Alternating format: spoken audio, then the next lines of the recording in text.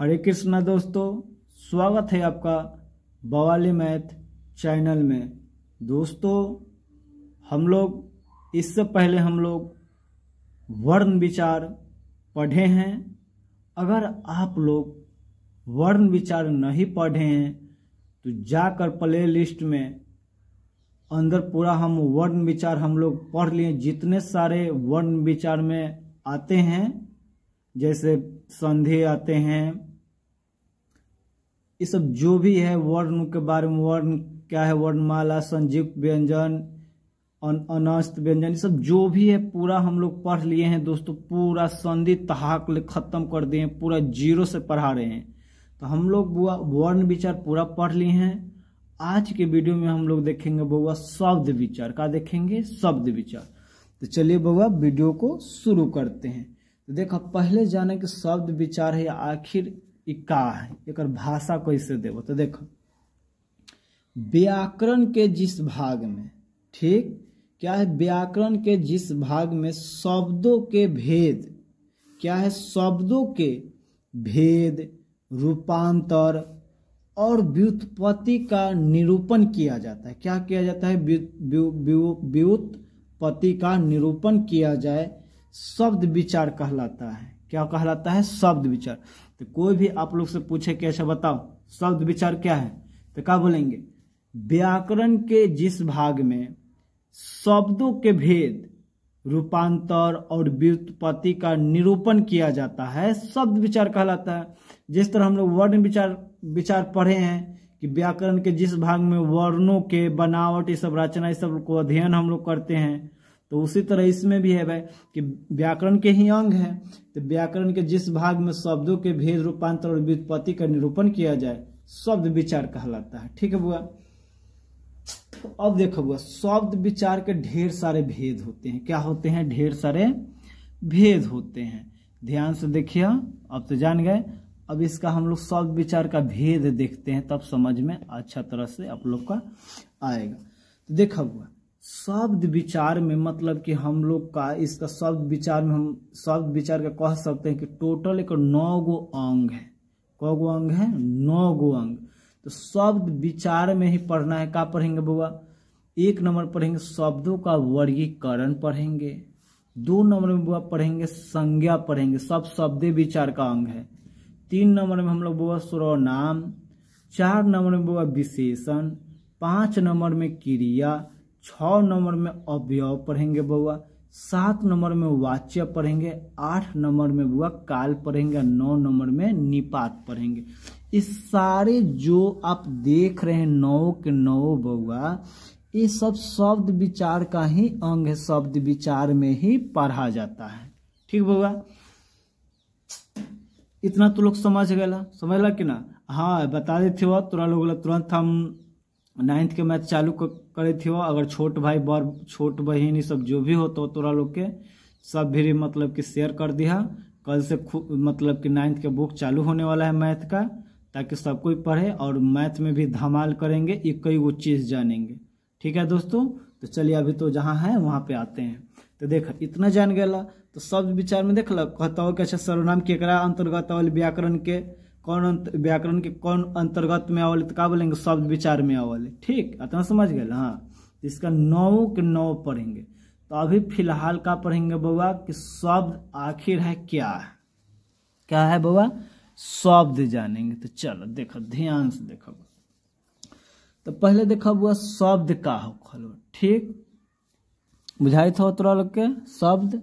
हाँ बुझाई थो। देखो, अब शब्द का है बुआ, कोई पूछे कि शब्द क्या है तो इनमें क्या बोलेंगे बुआ? वर्णों के मेल से, क्या है, वर्ण जो है वर्णों के मेल से बने सार्थक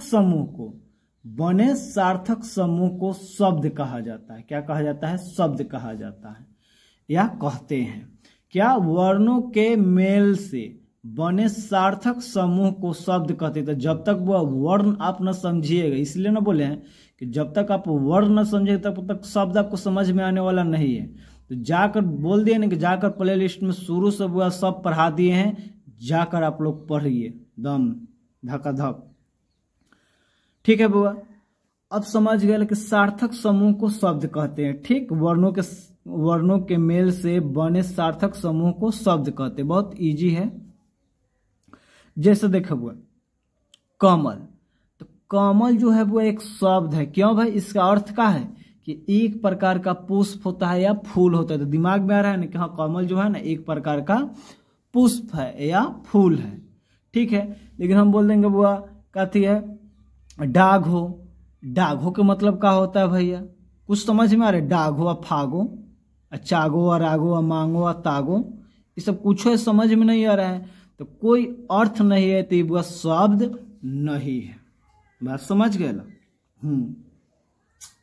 समझ गए बुआ? अब हुआ क्या बुआ कि अब शब्द के बांटा गया। क्या किया गया? बांटा गया। अब बुआ मतलब कि इसमें शब्द भी दो प्रकार का बांट दिया गया है। कौ प्रकार का? दो प्रकार का। क्या क्या बुआ? तो देखो, एक सार्थक शब्द होता है, एक निरार्थक शब्द होता है। क्या होता है? एक सार्थक शब्द, एक निरार्थक शब्द।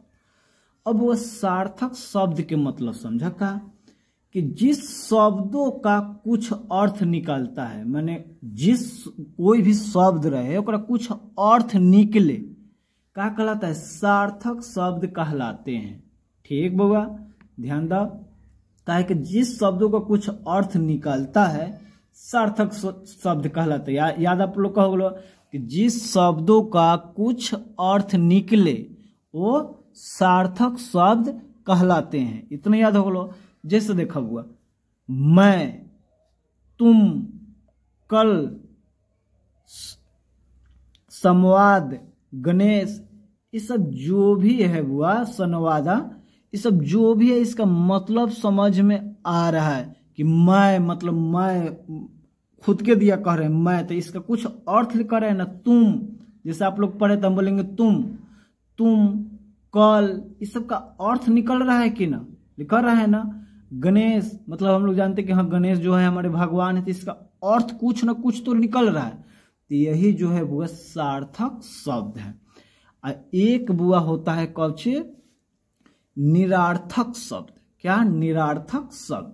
तो जिन शब्दों का कोई अर्थ नहीं निकले, जिन शब्दों का कोई अर्थ नहीं निकले निरार्थक शब्द कहलाता है बुआ।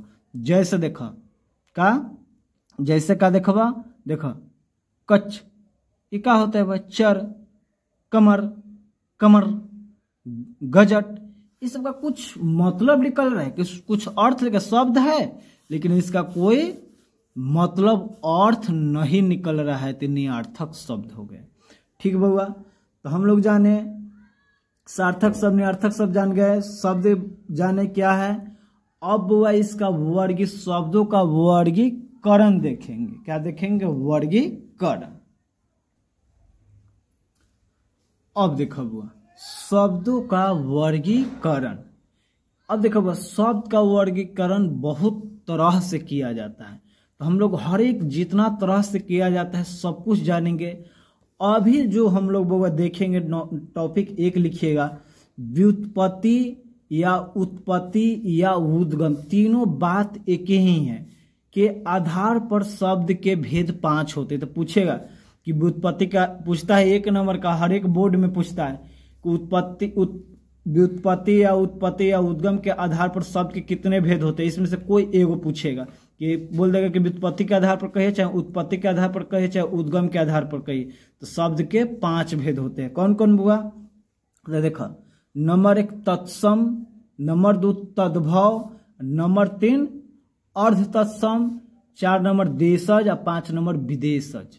ये 5 गो होता है। कुछ व्युत्पत्ति, उत्पत्ति या उद्गम के आधार पर 5 भेद होते हैं। नाम भी जान गए, तत्सम, तद्भव, अर्ध तत्सम, देशज, विदेशज। समझ गए बउआ? अब जाना कि आखिर जो तत्सम है वो आखिर की क्या है, इसका परिभाषा क्या है। तो देखा, जो शब्द संस्कृत से ज्यो के तयो हिंदी में आ गए, माने जैसे के तैसे आ गए, जो संस्कृत में है सेम वही हिंदी में आ गए, प्रयोग किए जाते हैं, तत्सम कहलाते हैं। जैसे देखा कर्म तो कार्य, संस्कृत तेजस्वी, अक्षर तो अश्रु असुर, अच्छी तो अंगुली, अज्ञान तो अतिथि, अन्न, अस्त्र, शस्त्र, अत्यंत, आश्रम, आश्रय, हिंदू, इंद्रिय इत्यादि। का समझ लो? का बोला देखो, जो सब संस्कृत के जयों के तो हिंदी में सेम आ गए, बात तो उच्चारण करेंगे तो वैसा ही आएंगे, तो हिंदी में आ गए, प्रयोग किए जाते हैं, तत्सम कहलाते, जैसे कर्म, कार्य, संस्कृत तेजस्वी, अक्षर, अश्रु, असुर, अच्छी, अंगुली, अज्ञान, अतिथि, अन्न, अस्त्र, शस्त्र, अत्यंत, आश्रम, आश्रय, हिंदू, इंद्रिय इत्यादि। ये सब जो भी है वह संस्कृत में भी यूज होता है और हिंदी में भी यूज होता है। तो कौन शब्द में आ जाता है? तत्सम में आ जाता है। ठीक है, अब देखो, अब तत्सम के कुछ विशेष चीज, एक संधि विच्छेद देखो का होता, तत् जोड़ सम। क्या तत्सम के भी संधि विच्छेद जान दो का है? तत्सम का मतलब देखिए पहले, तत् जोड़ सम, यानी तत् मतलब उसी, सम मतलब समान होता है, यानी उसी के जैसा। समझ में आ गया? यानी संस्कृत में जो शब्द हो उससे में हिंदी में ले लेवल गया हवा, ओकरे तत्सम कहल जाला। इतना समझ गया? समझ में आयत हवन? हाँ, देखा नाम में ही सब छिपल है। तत् जोड़ सम, यानी तत् यानी उसी, असम यानी समान, यानी उसी समान। केकरा समान? तो संस्कृत के समान हिंदी में सेम ले लिया गया है, समान लिया गया है। जो संस्कृत में वही सेम हिंदी में शब्द ले लिया गया है, वही क्या है? तत्सम है। समझ गया? हाँ। अब 2 नंबर में का देखबा, का बोला? तद्भाव। तत्सम तो समझ गया, अब तद्भाव। अब देखो तद्भाव में देखा, जो शब्द संस्कृत से विकृत होकर, माने बिगाड़ के न बिगड़े हुए शब्द, जो शब्द संस्कृत से विकृत होकर हिंदी में प्रचलित हो गए, तद्भाव कहलाते हैं। क्या कहलाते हैं बुआ? तद्भाव कहलाते हैं। बात के समझ में लो कि जौन शब्द वह संस्कृत से विकृत करके, माने संस्कृत के एक लेखा कह सकते हैं कि शब्द के हम लोग खराब करके, इतना समझ जाइए। क्या?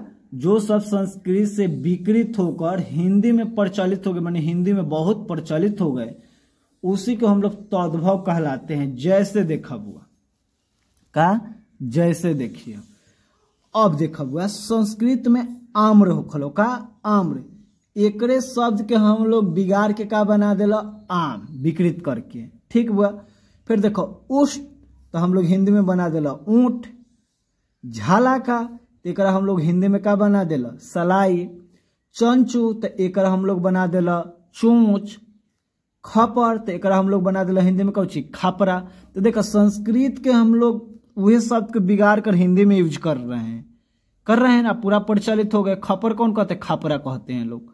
फिर देखा हुआ कर्ण, तो कान हम लोग बोलने लगे। दुग्ध, तो एकरा दूध बोलने लगे। भक्त, तो एकरा हम लोग का बोलने लगे? भात। समझ में आया? हाँ।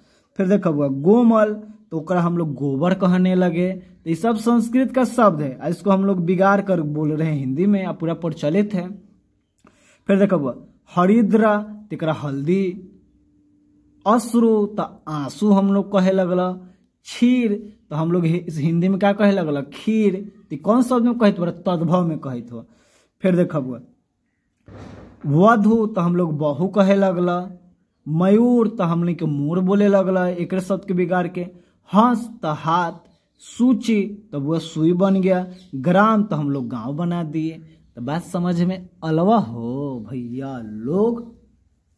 अलवा समझ में तो वीडियो के शेयर करा, लाइको करा हो। हाँ, खाली पढ़ल हो, देखल हो। समझ गए? हाँ। तो अब वह 2 एक अर्थ समझ गए, तत्सम तद्भव समझ गए। अब तीसरा समझे थी अर्ध तत्सम। ठीक। हाँ, अब देखा बुआ अर्ध तत्सम का हो खलो, तो यहाँ ध्यान से देखिए।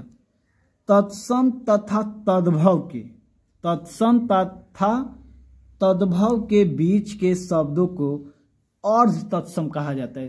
मैंने जो तत्सम शब्द पढ़ला है, जो तद्भव शब्द पढ़ला, ओकरे बीच के शब्द को अर्ध तत्सम कहा जाता है। जैसे देखा हुआ तत्सम देखो अगिन, तेकर अर्ध तत्सम का बोलो अगिन, अगिन। कर्म तेकर कारज, समझ में आ गलो। फिर एक लाइन में समझो, देखो अगिन तो ओग तद्भव, आई दोनों के बीच में का गलो अगिन, समझ गेला। कर्म काज कारज तो एकर बन गलो, एकर बीच में कारज और तत्सम हो गलो। कृपया कृपा तो एकरा कृपा के कृपा बन गलो बीच में। ज्ञान ज्ञान ज्ञान ऐसे लिखा लगलो। चूर्ण चूड़ चूर्ण तो एकर चूरन बन गया। अर्ध तत्सम में जन्म जन्म, इसका बीच में का बन गया जन्म। धर्म धर्म धर्म बन गया बीच में, देखें। मूत्र तो मूत बन गया। रात्रि तो रात तो रात। तो इस ये बीच वाला जो भी है वो अर्ध तत्सम, तो ई दोनों के बीच वाला शब्द ई बन गलो, अर्ध तत्सम बोले लगलो, वो लोग लिखे लगलो। ठीक, इतना समझ गला। अब चला पढ़ लेला, कौचे कौचे पढ़ला, तत्सम तद्भव अर्ध तत्सम। अभी दूगो आवरी पढ़े लहावा। अब बउएकर चौथा भेद का पढ़वा देशज। जैसे 4 नंबर लिख लिया, 3 नंबर लिखा गया हवा।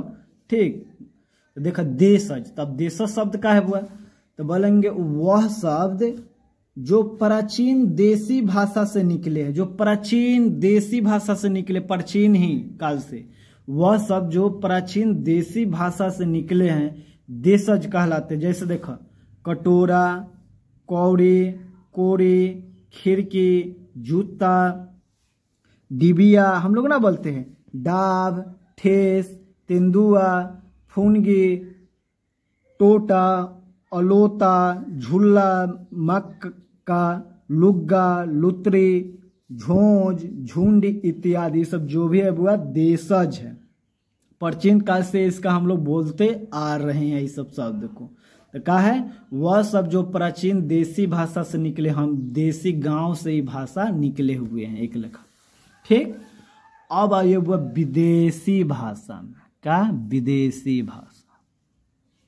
ठीक, अब देखो वो विदेशी शब्द का हो भैया, जो शब्द विदेशी प्रभाव से आए, विदेश लोग जब यहाँ पे गुलाम बनाए तो उनके प्रभाव से जो बना शब्द, तो वही लिखे कि जो शब्द विदेशी प्रभाव से आए हैं विदेशज कहलाते। जब अंग्रेज लोग यहाँ पे, विदेशी लोग, अलग अलग देश के आक्रमण करने वाले लोग यहाँ पे आए, वो जो शब्द यूज करने लगे और उसी के देखा देखी हम लोग भी करने लगे, तो वही कहा है सब विदेशी शब्द है, विदेशी वाला है, न बोलते विदेशी भाषा बोले तो वही जो शब्द विदेशी प्रभाव से आए हैं विदेशज कहलाते हैं। जैसे देखो अजब, असर, आदत, इमारत, औलाद, औसत, इलाज आदि।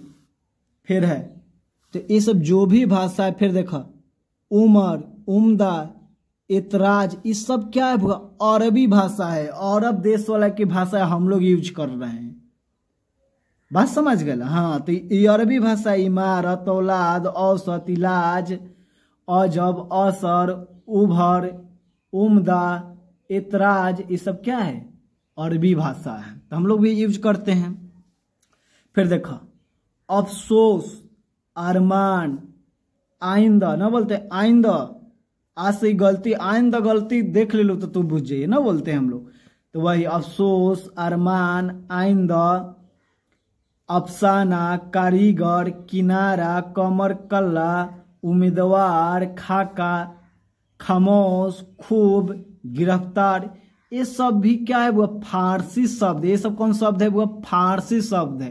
तो अच्छा देखिए, समझ में आता है, भाषा से ही हम लोग का समझ में आता है कि बताइए हम लोग का जो हिंदुस्तान देश है, जो हम लोग का देश है, वो दो देश में लोग अलग अलग से आकर बताए, उनका भाषा को हम लोग अभी जप रहे हैं और वो लोग दिया है। इससे ये भी पता चल रहा है कि वो लोग रियल में गुलाम जरूर किया था, भाषा से ही पता चलता है क्या कि लोग कितना गुलाम किए हैं। बताइए कि उनका भाषा हम लोग रटने लगे, वो पढ़ाया हम लोग पढ़ने लगे, क्या बताइए।